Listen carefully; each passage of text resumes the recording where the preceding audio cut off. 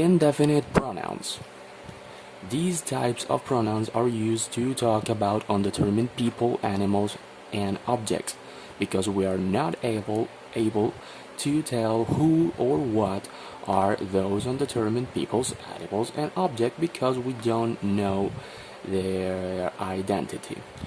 The indefinite pronouns that we're going to see today are some, any, no, and every.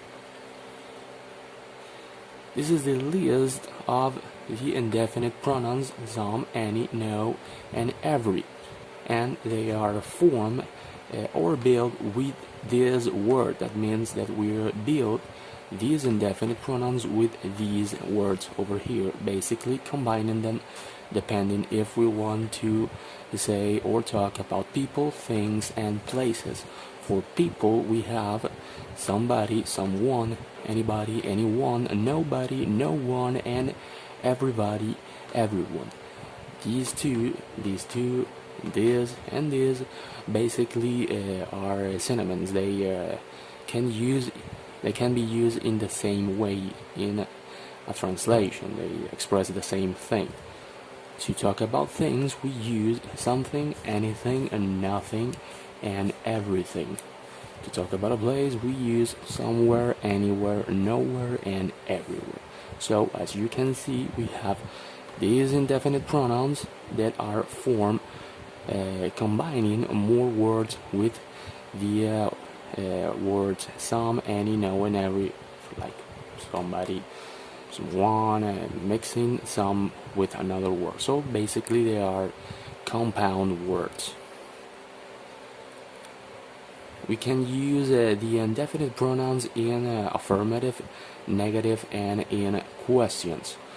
For the affirmative, we are going to use these pronouns.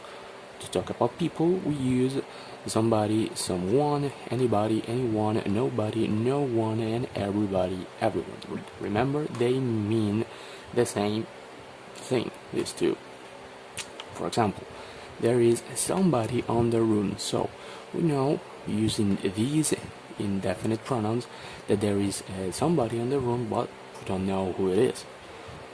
For anybody, anyone can be a hero, so remember, we can use in the same way anybody or anyone.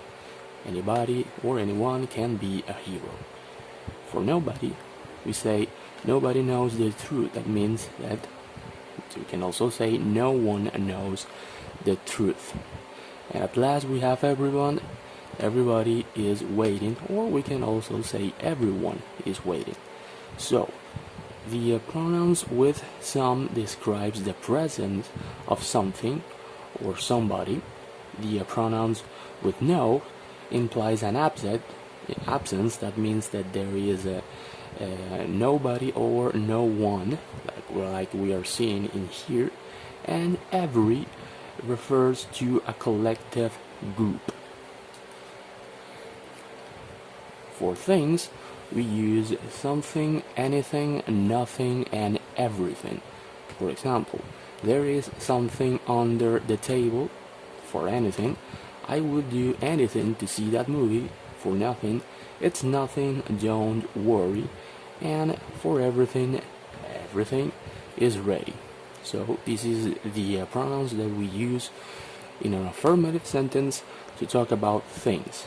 And to talk in a negative sentence, we use these pronouns. For people, we use anybody, anyone, and everybody, everyone. For example, I don't know anyone in here. Remember that we can also say I don't know anybody in here. Then we have everybody and everyone. She didn't invite everyone to her birthday. Then we have for things, we use anything and everything. For anything, the example, there isn't anything in the box. Then we have the example for everything, you haven't put everything in the bag. And at last we have for places in a negative sentence, we use anywhere and everywhere. For anywhere, there isn't anywhere to sit.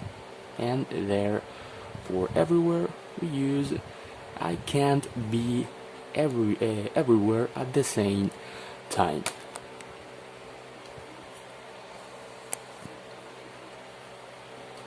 And for questions, we use people, somebody, anybody, anyone, and everybody, anyone.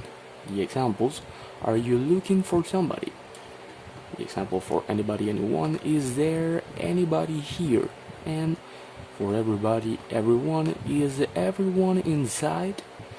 For things, we use something, anything, and everything. The examples: did you do something? For anything, is there anything I can do? And for everything, is everything okay?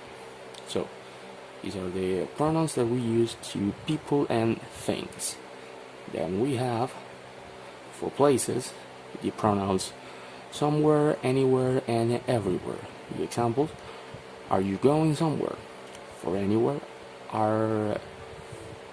are you going anywhere this holiday? Is there a missing you in this example? Then we have everywhere. Why is there a flower everywhere in the kitchen? So this is the examples for the pronouns that we use for places in questions. So interrogatives usually begins with any, okay? But we can use the other pronouns generally when we know that the answer is going to be a yes. So it is a non-official rule that interrogatives usually begins with any, but we can use also some and every, for example. That is it. That is all for the indefinite pronouns on today's class.